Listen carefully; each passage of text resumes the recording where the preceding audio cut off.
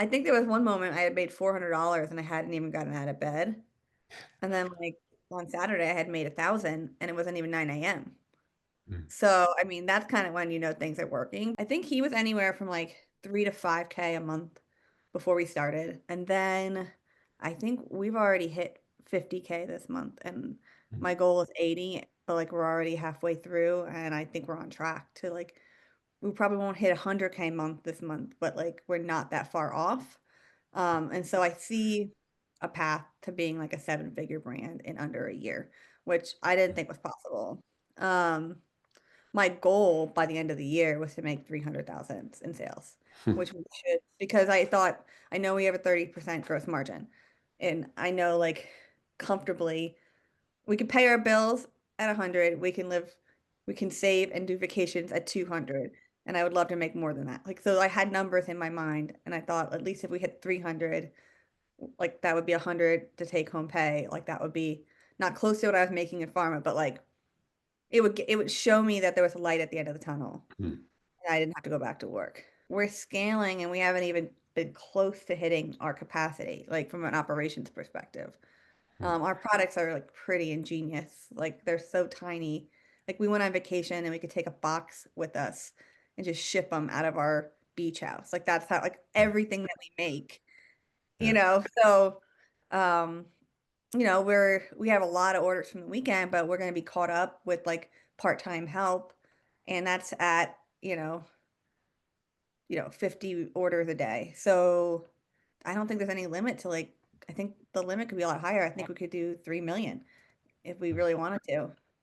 Um, I think Brian calculated it if we like had like a sales day like we had like last Friday, every single day of the year, we could be a $3 million company. It like feels validating.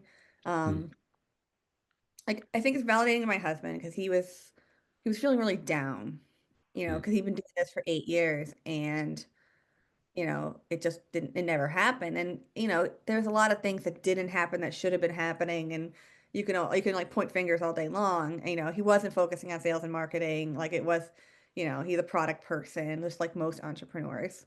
Um, and I think with sale, like advertising was something we thought we should be doing, but, um,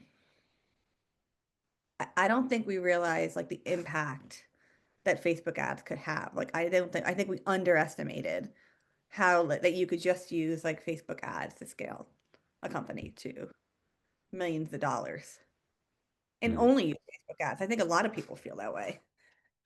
Like a lot of people feel like they have to do all the things to make it work Mm. or go viral or, and that's how some people start, but it doesn't have to be everybody. The brand is like it's called Gear Infusion and we make what we call everyday carry products. So that's like an actual like term for the industry. It's basically like people who take pride and care about like what they carry with them every day and they want it to be unique and they want it to be special. From a background perspective, my husband is an engineer and he started the company about 8 years ago.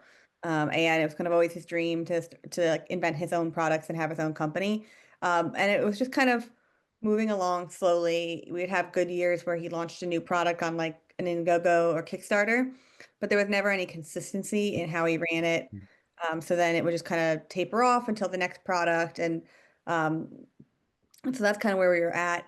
And it didn't really matter because I was working in pharmaceuticals and I had like a good paying job and that gave me a nice work-life balance. But then after was on maternity leave, the company was really going downhill and I got the opportunity to kind of get severed with like a nice severance package.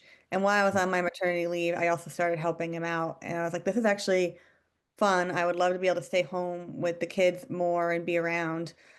So I would really like to be able to make this business pay our bills. And now with the severance package, I actually have the opportunity that I'll probably never get again to give it a Mm. try, right? So we were able to like pay most of our bills financially for like the rest of this year without needing the business to make money. But I had a Mm. number in mind that I wanted to hit. Not that it would cover everything, but I could say like if I was able to hit this number, I would feel like we could do this. Like this would Mm. be I could stay home. My background is like strategy and operations, and I was like a leader with the team before I left. So, my mentality coming into all this was I'm going to be able to expand how quickly we can move by bringing in the right team. And I kind of mm, very quickly went into shiny object syndrome and mm, probably made like every mistake. I think that's why your ad was so effective because I think I made every mistake that your ad pretty much covered in a really short time. I mean, I failed fast. Like I hired an agency, they weren't terrible, but they were barely covering for themselves and they weren't like really thinking about how to sell our product. We didn't know how to sell our product. So, like knowing what I know now, how could they have figured it out? Like we weren't paying them to figure it out. We were just paying them to mm, basically media buy. Um, you know, did influencer campaigns, hired an Amazon person, had someone do a website audit, like pretty much like all the things I was doing and it wasn't working.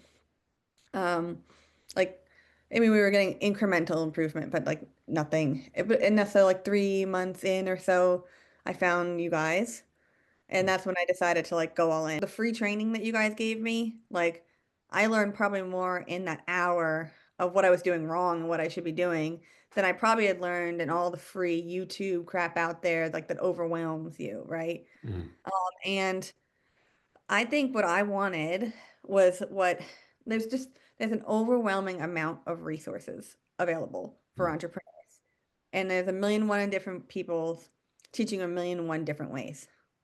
mm, And like, I'm a terrible bowler, okay, or a terrible volleyball player. But when every single person tries to teach me to serve differently, I'm never going to get good at serving.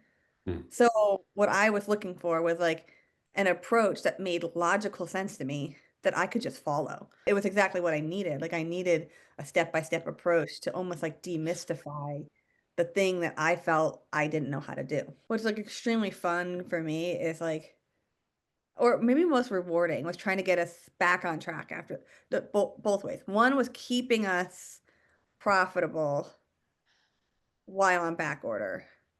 mm, Like that to me was like a win in my book. And one of the things I figured out was like just I needed to give people more incentive to buy like to wait for their purchase. So I just said like free mystery gift mm, with every purchase while on back order. And like I got our conversion rate, it was dipping below one. I got it up to almost two.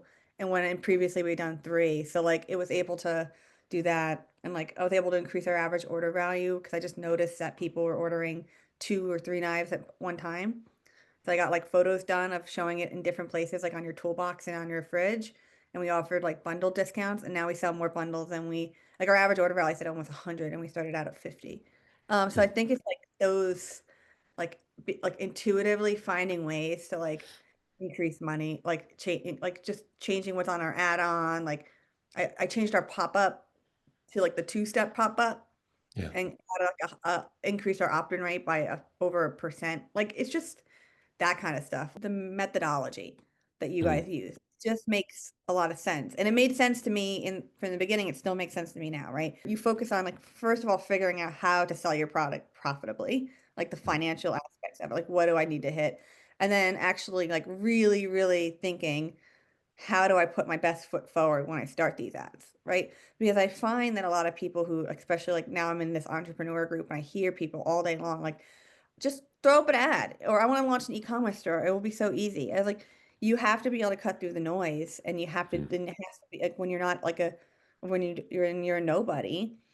And that all comes from strategy. So I think the fact that you mm, guys teach strategy first versus execution, like makes a lot of sense. And then, yeah, I mean, you teach the tech and all the stuff, like the stuff that people like the tech, the clicks, that's fine. mm, Um, I think the compass is really smart, like getting mm, people to really understand their numbers and like teaching them to be, because it really does teach people how to be like CEOs, like especially when they're not minded like that, like knowing how to mm, troubleshoot their answers. And then the calls. I think the calls is what like makes your program actually special, like not actually special, like really special. Now I feel like, if you want to start a second brand of other products he wants to invent, like I have all like um like the faculties to be able to like feel confident into stepping into that venture and I know what to do. Like I'm like a seasoned e-commerce CEO now, mm, right? mm.